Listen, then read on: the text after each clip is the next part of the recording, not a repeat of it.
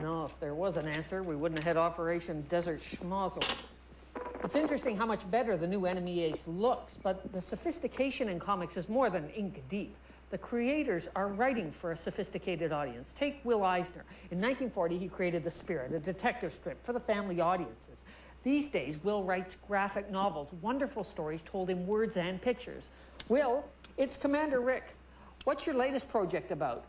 It's about a young man, me, growing up in the city during the time of the Holocaust and the trouble in Europe. And it's about growing up in an environment of prejudice and exploration of identity. It's a very unviolent story. It doesn't. It's unaction, I would say. It doesn't have large gobs of people throwing each other down the stairs and stuff. This kind of stuff. But it attempts to explore the inner growth of a young man, namely me. It was probably the most inexpensive long-term therapy I could possibly get. It's quite a painful thing. I feel sorry for the guys who write truly autobiographic novels. I didn't realize how much it demands of you and how risky it is, really, very risky. Boy, it sounds like it. Good luck, Will. You realize that if Will couldn't draw, he'd be famous, because then he'd just be a writer, and people would just be hailing him as the new O. Henry. Or if his pictures moved, he'd be called another Woody Allen. But because it's comics, it's dismissed, or worse, ignored. It's the same with science fiction. Take Woody Allen.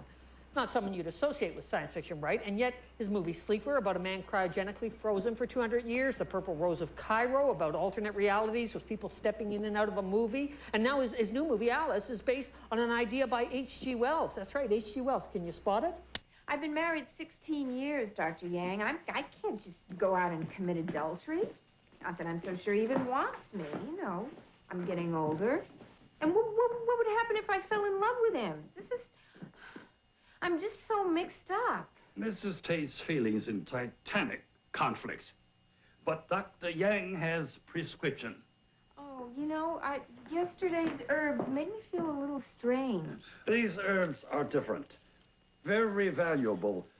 Difficult to obtain. Are all these completely safe? Best way to get to know a strange man is to observe. Yeah, It's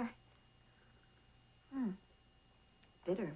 What will this do? Enable Mrs. Tate to observe without being observed.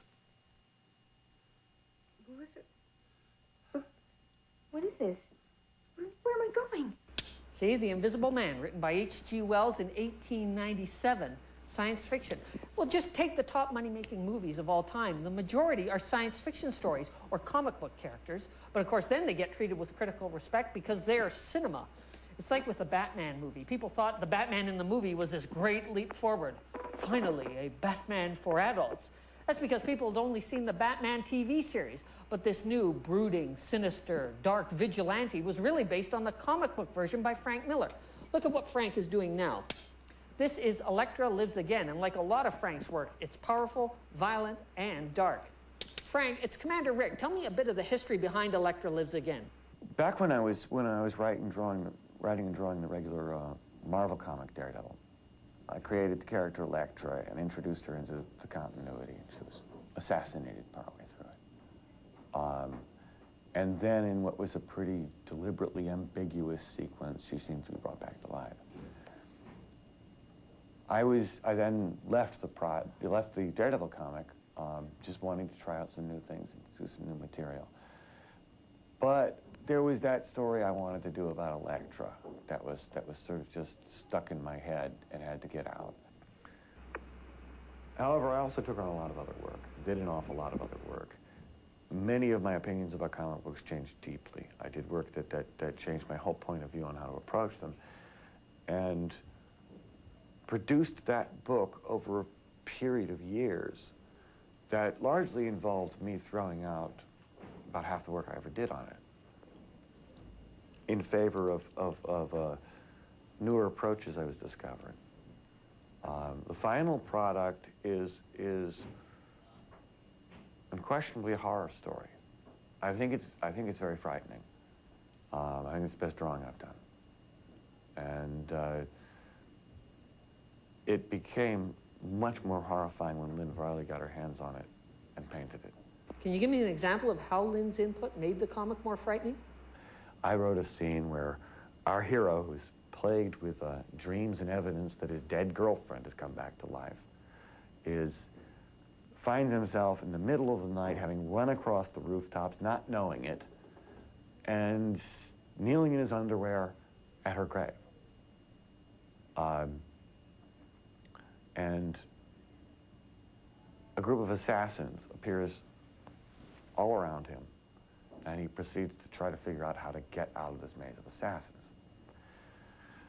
I wrote it, I drew it, thinking it was set at night. The scary things always happen at night, right?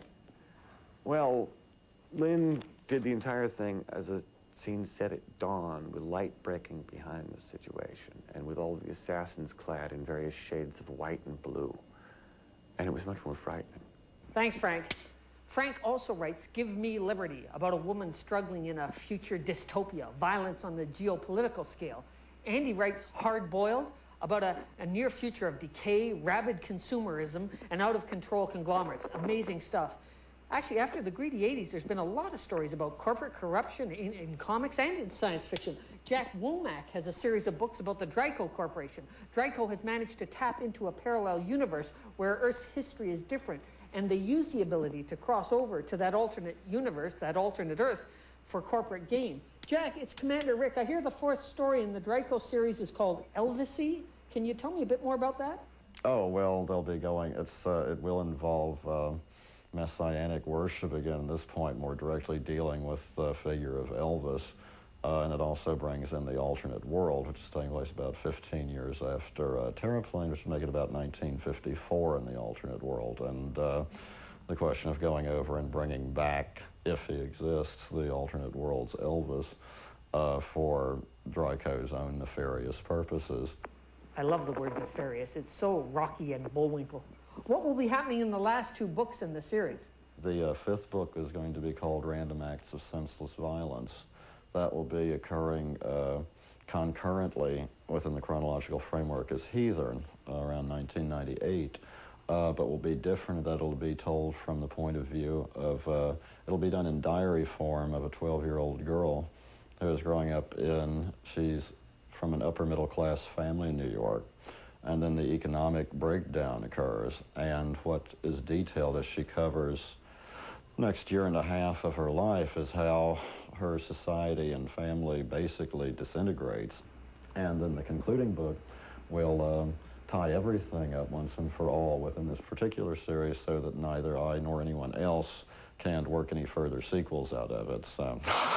Yeah, but Jack, aren't you oversimplifying creating this paranoid conspiracy about corporations who control information and eliminate people who threaten to expose them? Jack? Jack?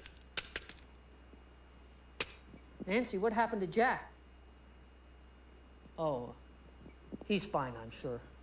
Corporations, corruption, greed, pop culture icons. Fabian Nitzieza, you're an editor at Marvel. What other international conglomerate conspiracy mind control projects are in the works? I'm editing 2 Barbie titles currently. They're geared for 5 to 8-year-old girls for the most part. They're sort of along the lines of Archie stories. It's Barbie and all her friends and their adventures in their world of fashion. World of fashion, sure. First issues are going out bagged with prizes inside, which I think is very important to give it an air of uniqueness, and you know, that the girls are getting something when they buy the book. And with any luck, it expands our marketplace for everyone. That includes Harvey and Disney, and I also think that Barbie's a good group of titles for parents to buy, because it's the kind of thing they can read with their kids. Because there's a lot of, you know, older women who were Barbie collectors when they were young, and they may enjoy reading it with their daughter. With any luck, it can help do a lot for the marketplace.